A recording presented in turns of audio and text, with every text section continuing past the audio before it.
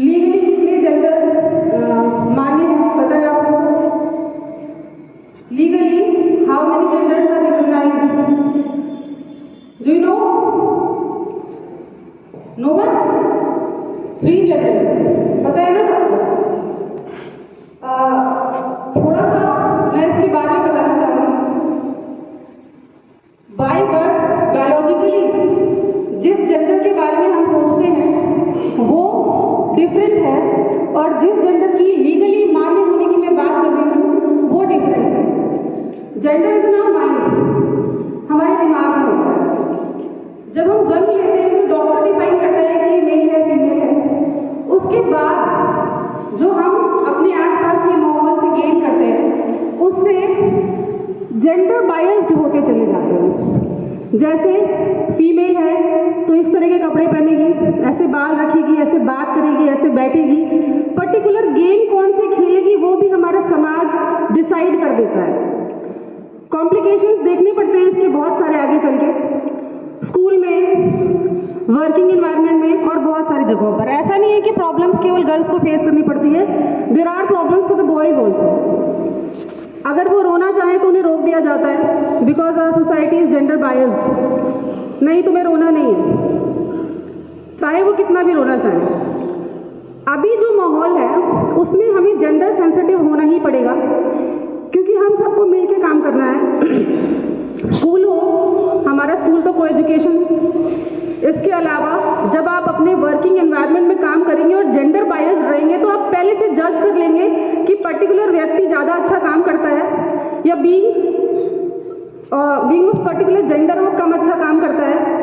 आपको third gender को भी वैलिडिटी मिल चुकी है सुप्रीम कोर्ट से।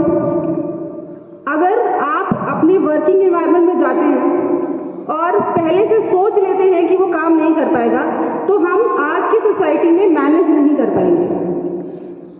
जेंडर बायस होना एक ठीक चीज़ नहीं है। अब सबके गेम एक जैसे होने लगे हैं और आप सबको पता है कि काम के स्थान पर भी अब किसी भी तरह की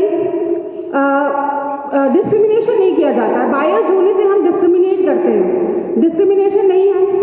वर्किंग में भी अब हर किसी को वैलिडिटी मिल चुकी है कि वो किसी भी तरह का जॉब ज्वाइन कर सकता है, किसी भी तरह का गेम खेल सकता है।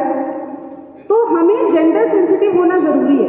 किसी पर्टिकुलर जेंडर का होने की वजह से हम ये जज नहीं कर सकते कि वो सही काम नहीं करेगा, क्योंकि डिफरेंस कहाँ है हमारे बायोलॉजिकल सिस्टम में। हमारे दिमाग में डिफरेंस नहीं होता है, लेकिन हम बायस्ड होने की वजह से डिफरेंस क्रिएट कर लेते हैं सोसाइटी में। एक एग्जाम्पल मैं आपको देती हूँ, आप सब घर में थे, शायद मैचेस भी सबने देखे होंगे। एक एडवर्टाइजमेंट आता था पार्ले जी का, अभी भी आता है। एक बच्ची खेलते हुए जा रही है और उसको एक डॉल दिखती है और वो डॉल की जगह फुटबॉल खरीदती है अपने भाई के लिए, और वहाँ पे लिखा आता है जी फॉर जीनियस। तो क्या लड़की को डॉल ही पसंद आ सकती है? कोई ज़रूरी नहीं, she can also like football. But हमारे एडवर्टीजमेंट्स, हमारा एजुकेशन सिस्टम, हमारे आसपास की चीज़ें, ये सब हमें कहीं ना कहीं जेंडर बायस्ड कर देती हैं और हम उसी दिशा में सोचने लगते हैं। अगर हम ये नियम कानून, इस तरह की बातें किसी बच्चे को ना बताएं और उसको उसके हिसाब से बढ़ने दें तो शायद इस तरह का डिस्क्रिमिनेशन हम नहीं करेंगे, क्योंकि हम सिखाते हैं बचपन से जाने अनजाने कि वो क्या करेगा, कैसे करेगा। तो मैं आप लोगों से यही कहना चाहती हूँ कि जेंडर बायस्ड होने के बजाय हमें किसी भी व्यक्ति के कॉम्पिटेंसी पर ध्यान देना चाहिए, उसके एफर्ट्स पर ध्यान देना चाहिए। उसकी दिमागी कंडीशन क्या है वो भी खराब होती है इससे, अगर हम पहले से डिस्क्रिमिनेशन